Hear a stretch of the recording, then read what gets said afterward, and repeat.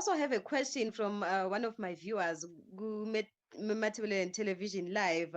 Um, as I mentioned earlier, that my audience mostly are people from Matebeleland. One of the guys that is asking here, why did you not delete your post even after apologizing? The post where you stood with the 50th Brigade that terrorized and raped the people of Matebeleland. Do you know that some of the victims are still alive? I had an interview with Mkhulu Gwai from America, Canada, and a few other parties. And I anticipated this question to come up forward, actually. And I will not try to sugarcoat it for anything. But I want to ask the same question to that person who asked the question. Can you please go back and do your research and your reading to actually underline the cause and effects, the historical background of the Zulu nation being in Zimbabwe and how they got here and what they did? I asked the question, which the Ndebele community does not want to answer. Are we saying what happened when they arrived is nullified by what happened when Gukurahundi arrived?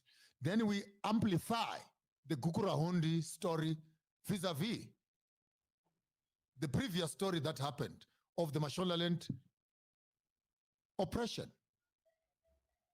Are you not, if you're conscious enough to look at it in context, to understand the political, the historical, and the cultural background of how the Zulus ended up here and the chaos that happened in their arrival, and even the salt that they're adding on top and paper of trying to establish a kingdom in a country where they have arrived. If you're not prepared to have a conversation that is progressive, I've no comment for you, Nomazulu. I've no comment.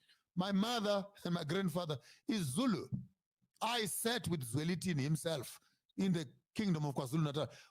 Emankengan, right there in Nongoma. Nitshele amandebele aseZimbabwe ukuthi ngibalindile ngapha ngeke babe nenkosi kwaBulawayo izixaka zami ngafaka ichief eZimbabwe, but their allegiance must be to me as a king.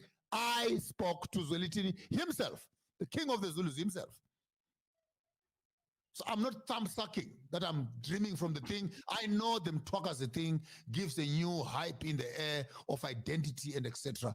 But if we are true to our history as Ndebele people, we must know that from KwaZulu-Natal, we went through KwaNdebele and we captured women, we captured cattle, and we moved to the Tswanas in Kimberley. We captured women, we captured cattle. We moved to Botswana, we captured women, we captured cattle. We moved into Zimbabwe, we captured women, we captured cattle. So when you look at the Ndebele tribe, the Ndebeles are involved from Mpumalanga, as South Africa. The Zulus are involved from KwaZulu-Natal. The Tswanas are involved from Kimberley and from Botswana. By the time you're talking about the Ndebele tribe, it's an amalgamated tribe that is coming from a military prowess, military power through the southern region. It is wrong for the Ndebele people with Mthwakazi to begin to build a history as if they originated in Zimbabwe. That is not true. That is not true. Umzilikazi noBulawayo don't start in KwaBulawayo. They start in KwaZulu-Natal. It's common knowledge to all of us. And I don't have to glorify this with academic prowess to make Ndebele people feel nice. Because my mother is also Ndebele. I don't need to make you feel nice. We know our history as a people. Ukungundlovu, le Natal, and at the end of the day, when you come to a country 1,600 kilometers up the north, and then you say you're going to build a kingdom, Mthwakazi, in Zimbabwe, I think that's arrogance. Because at the end of the day, I've had to face the insult of being called Ijiti, or being called Ikwere in the Shina when I speak Shona. So I'm a middleman, and I cannot join you in your war when my mother and father are fighting, when my uncles are fighting, I don't want to get involved in that battle. But if we respect our history, we must actually understand and be honest to the truth of the ground at which we are working in. I'm not here about division. I'm here about unity.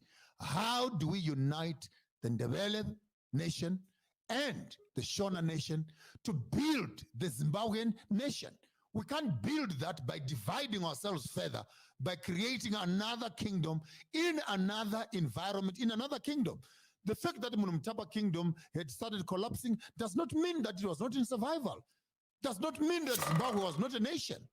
Here you are in Njelele, in Matonjeni, and in Matopos, which are our sacred sites of the Karanga and the Shona people, where they're talking to their gods. Let me stop there before I get emotional and I get misquoted.